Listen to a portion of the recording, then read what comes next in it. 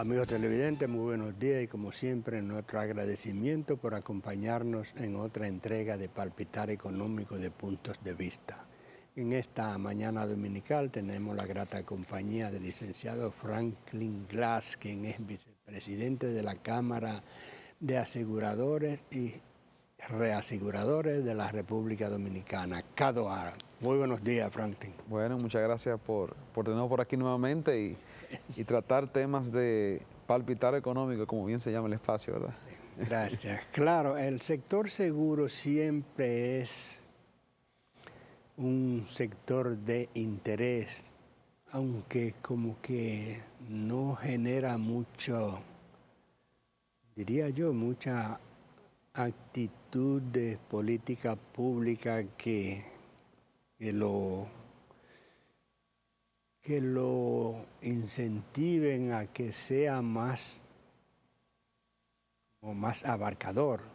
Siempre se dice como que aquí la gente asegura cuando ya no tiene otra opción porque cree que el seguro es un gasto, no una previsión de conservar los activos. Pero bueno, a veces se cree que pudiera ser como una legislación que todavía no está actualizada. Vamos a hablar un poco de ese tema porque siempre, cada cierta ocasión se habla de la necesidad de reformar, que se está discutiendo. Cada vez que llega un superintendente nuevo se dice que empiezan Sí. Análisis, discusiones, pero no pasa de ahí aparentemente. Mire, el seguro es una industria que va muy de la mano y es, de hecho, en esos países que usted ha desarrollado y ya bien cerca de alcanzar plenamente el desarrollo y una distribución de riqueza cada vez más equitativa, el seguro va muy de la mano a eso. En países que han organizado sus economías, que se trabajó para organizar sus economías con tiempo, y tenemos el caso de Chile en Latinoamérica, un país con unos 10 millones de habitantes, similar a nosotros, con una geografía complicada, un país sumamente estrecho y muy extenso, con desierto arriba y donde prácticamente viven más frío que calor. No es una economía favorable para temas de tránsito entre países, ni rutas marítimas, ni de transporte. A su derecha, si lo vemos hacia el norte, tienen la franja de los Andes. ¿Y ellos qué les quedaba como país? Desarrollar una fortaleza interna de resiliencia, porque es un país que, al igual que nosotros, es altamente siniestrado. Y ellos, un grupo de economistas precisamente, se tomaron la tarea de decir, bueno, entender que los recursos del Estado son limitados, porque el Estado debe proveer y cuidar a su población y desarrollar y tener políticas públicas de desarrollo, y todo lo que eso viene construyendo, infraestructura pública, vial, de transporte, edificaciones, apoyo a viviendas bajo costo. Fíjese la comparativa con nosotros. Mucha infraestructura vial en los últimos 30 años, mucha construcción de viviendas, mucha construcción de escuelas, mucha construcción de hospitales. Simulemos. ¿Hay mucha cobertura de seguro en eso? Quien sale a asegurarse, sí, pero lo que el Estado ha dejado detrás es cómo yo cuido esa infraestructura. Y ahí es donde el seguro entra. Muchos estadistas han entendido, bueno, cuando ocurra algo salimos a pedir préstamo. Eso se podía pensar, digamos, y no es lo correcto todavía, en una economía donde quizá una deuda sobre el PIB sea bajita, pero no es lo que ocurre hoy. El modelo de desarrollo económico que ha tomado el mundo y muchos países, incluyendo nosotros, en los últimos 30 años, ha sido un modelo de desarrollo económico de endeudamiento y una carrera entre el crecimiento del PIB y que ese endeudamiento no se me constituya en una incapacidad de pago. Y quizás eso funciona en un momento dado. Pero fíjese ahora cómo las complicaciones que hay geopolíticas hacen que el crecimiento del PIB se ha frenado un poco, incluso en economías que se portan bien macroeconómicamente como la nuestra. Entonces, ¿qué sucede? Tú tienes una realidad hoy que tú dices, bueno, y si sucede una catástrofe, ¿cómo le hacemos frente a reconstruir el país que nos ha costado tanto construir hasta ahora? Que se ha construido precisamente con los recursos impositivos que ha generado la economía, con una economía que más de la mitad es informal, pero con un endeudamiento que hoy del presupuesto nacional, el 26% de cada 100 pesos que el gobierno gasta, lo gasta en intereses de deuda. Entonces, cuando tú estás un poco más apretado, es donde una debida gestión de riesgos debe funcionar. Y no es que seguro es el 100% de la solución, pero es una parte de la solución. ¿Por qué? Porque estos países como los que hablaba dijeron, bueno, ¿qué es lo primero que hay que reconstruir en un estado ante una situación como esa? Puertos, por donde entra todo. Infraestructura. Aeropuertos, hospitales, escuelas, que son centros de albergue, centros de cuidar a la gente, puente, carretera, energía, para restablecer. Y vamos luego a las viviendas en lo que la gente la acomodamos en un lugar de refugio natural, de refugio de escuelas y eso. Bueno, entonces vamos a la vivienda y vamos reconstruyendo los negocios y que todo funcione. Pero hoy tenemos una deuda con eso. Y ahí es donde el seguro. Otro tema es, antes de hacer... Claro, ¿pudiéramos darle alguna referencia de saber la magnitud de esa deuda? Bueno, imagínense que el ciclón George, que fue en el año 1998, fue la última gran catástrofe que como país vivimos, y fue un ciclón que entró por donde se mueve prácticamente, en ese momento se movía la mitad de la economía del país, que era Santo Domingo. Hoy ya está quizá un poco más distribuido, tienes que en la zona del este, fuera de Santo Domingo, la zona este, desde una parte de San Pedro, La Romana, sobre todo Higüey, produce una gran parte de ese motor económico nacional, sobre todo con el turismo, y parte de la agricultura y caña de azúcar, pero tienes en el norte que el Cibao es el 34% de la producción del PIB del país, datos actuales.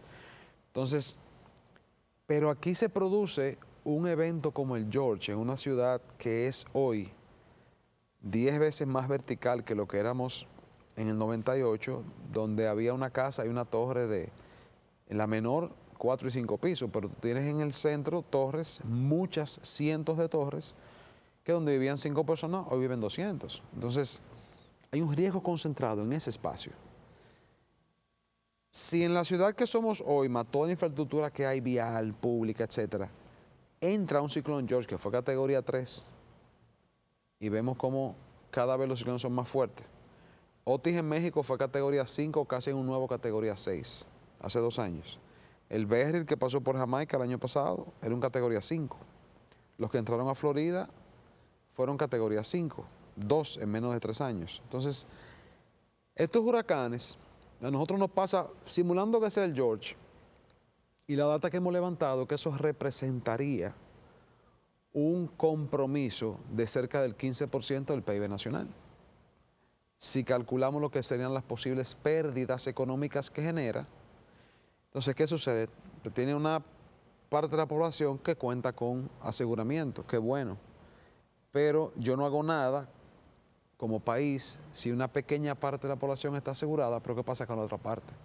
Entonces, ahí que yo entiendo que el rezago que debe haber, que eso se calcula también en volver a motorizar a como estabas antes del evento del huracán, eso es parte de la pérdida, porque son negocios que no van a ver la luz más nunca. Son personas que hoy tienen un negocio, digamos, una panadería, que va a tener que dejar eso y mañana quizás ponerse a taxiar. De esa panadería vive una familia, vivían vendedores, habían cuentas por cobrar, habían cuenta en banco, había una economía alrededor de ese negocio. Hoy eso desaparece. Entonces, por eso es que tenemos que ver muchas veces el seguro como esa estructura silenciosa, resiliente que se va construyendo en el tiempo, que sale a construir nación. Entonces, ¿por qué digo eso? Chile ha sufrido del 2010 para acá, en los últimos 16 años, más de 3 terremotos de alta envergadura, conmociones sociales, fruto de temas políticos, inundaciones, deslizamiento de tierras, como decía, por el tema de los Andes. Y no hemos escuchado que Chile económicamente ha decrecido en el PIB, porque hay una alta concentración de seguros. Pero usted que sabe más que yo, como con la parte de su periodismo económico, el seguro crea una masa de recursos que son los que salen también a apoyar el sistema financiero nacional. ¿Por qué?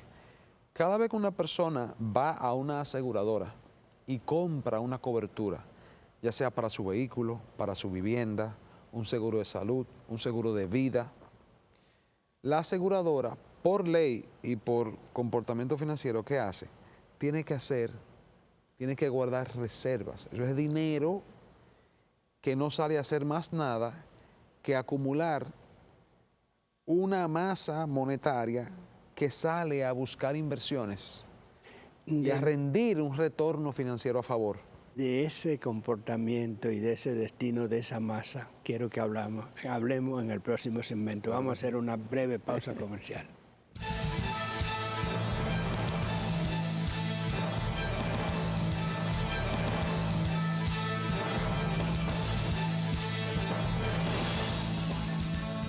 Continuamos la conversación con Franklin Glass, vicepresidente de Cadoar. Cuando hicimos la pausa, él estaba hablando, explicando sobre el dinero que reciben las aseguradoras, que se convierte cuando cobran las primas, que se convierte en una especie de reserva. En el seguro hay varias reservas, reservas matemáticas, reservas, bueno.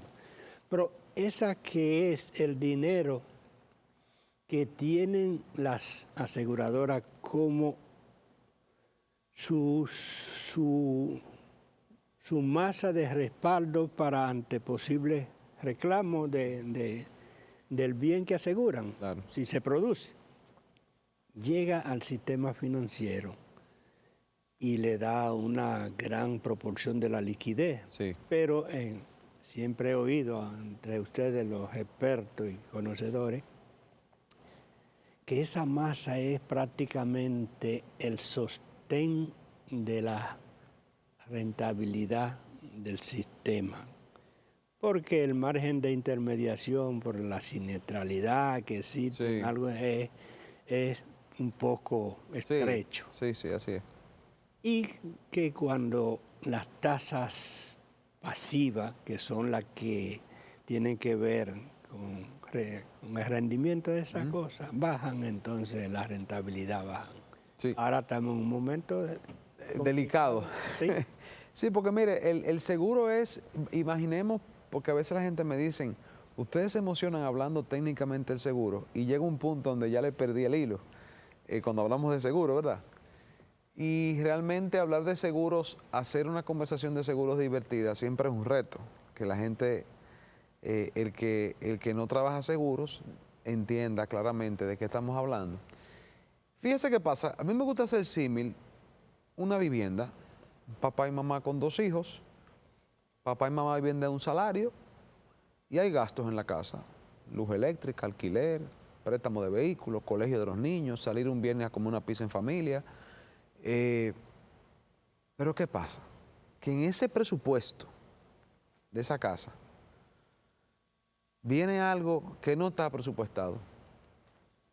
Algo tan sencillo como que hay una fiesta de fin de semana en la familia y hay que tomar una decisión.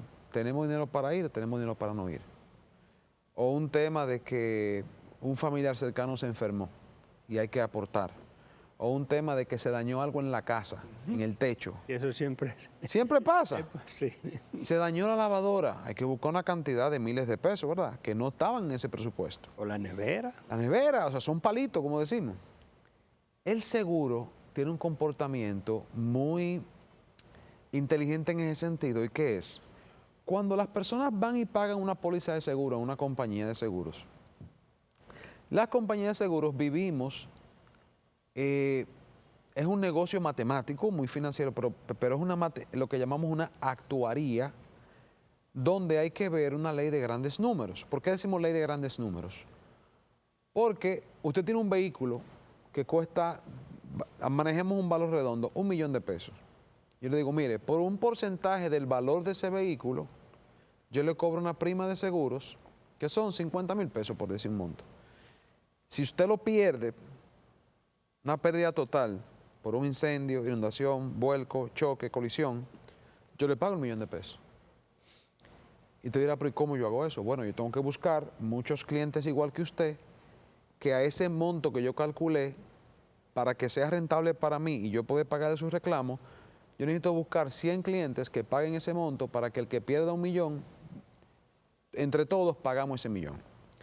Entonces, a eso que llamo esa mutualidad, donde muchos pagamos para que quien se saque la probabilidad del choque, a ese entre todos le pagamos. Y quien administra esa masa de dinero es la aseguradora. Entonces, ese es parte del gasto que hacemos, pagar ese reclamo a ese asegurado. Pero como usted decía, de ese dinero que entra, en lo que el reclamo llega, que es un riesgo en curso que yo le compré a esa persona, o sea, yo tomé el riesgo de él.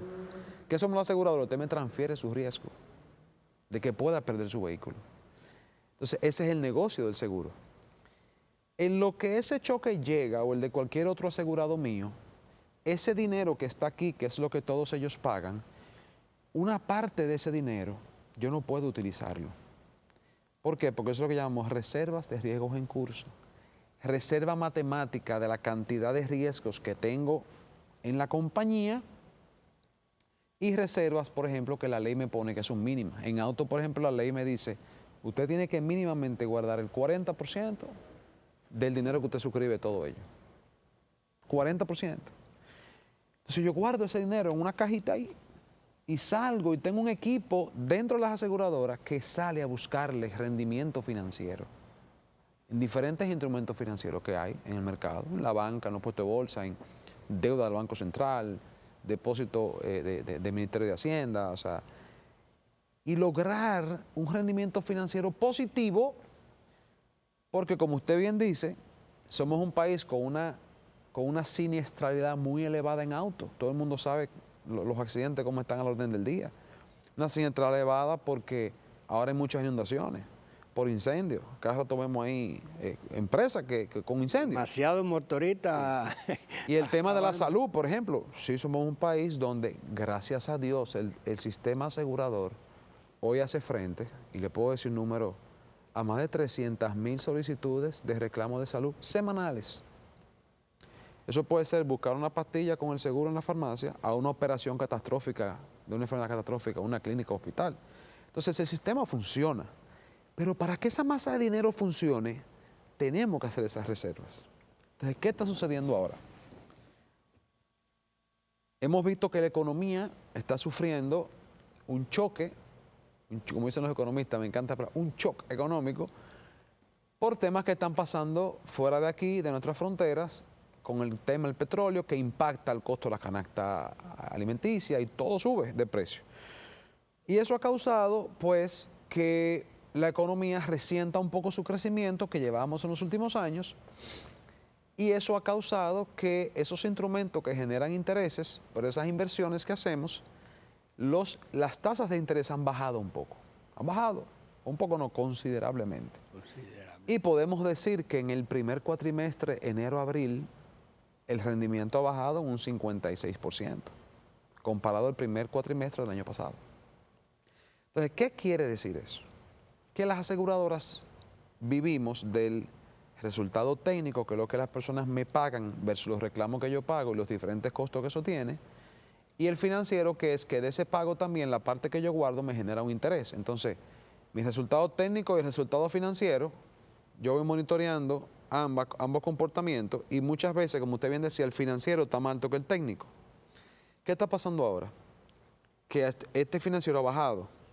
¿Y qué tiene que hacer el técnico? Comportarse mejor. Y comportarse mejor muchas veces es que hay actualizaciones en precios, que hay revisión de coberturas, que hay una innovación también en la forma en cómo los productos funcionan. sin quitarle calidad al producto. Entonces, hay tecnológicamente, por ejemplo, cualquier cosa que mejore el flujo financiero, cualquier cosa que mejore una mejor suscripción de riesgo, buscar la manera de atraer más clientes al seguro para que más personas pues también puedan aportar a ese fondo, que el que paga los reclamos, que el que sale a invertir dinero, que el que sale a comprar reaseguro, que yo le iba a solicitar, que creo que sería bueno también, dedicar un espacio prontamente al mercado reasegurador en la zona. Eso es un tema que está muy interesante.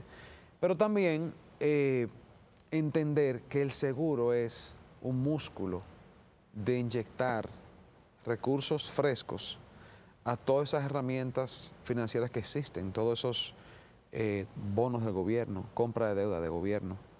Y por eso es tan importante hacer que políticas públicas, como ese tema tan lamentable del seguro de vida, que por ponerle impuestos se ha escapado, se está comprando fuera. Si se compra aquí, nosotros pudiésemos crear más dinero que sale a buscar inversión en la economía local.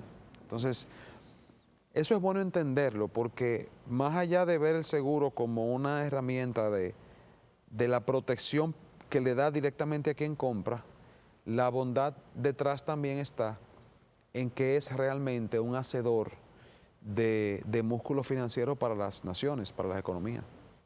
Franklin, yo desde ahora te estoy dejando abierta la invitación para dentro de tal vez 3, 4 semanas para que retornemos acá Sí, sí. a hablar de esa parte, tanto el tema de reaseguro, que ya está llegando la época en que Sí. vienen para acá, Sí. y también esa otra parte que me señalaba para que le tengamos un poquito más de espacio, y te agradezco por la amabilidad que ha tenido para venir aquí hoy a conversar con nosotros. Como siempre, muy interesante. Y a ustedes, amigos televidentes, como siempre, la cita para el próximo domingo en otros puntos de vista. Hasta entonces.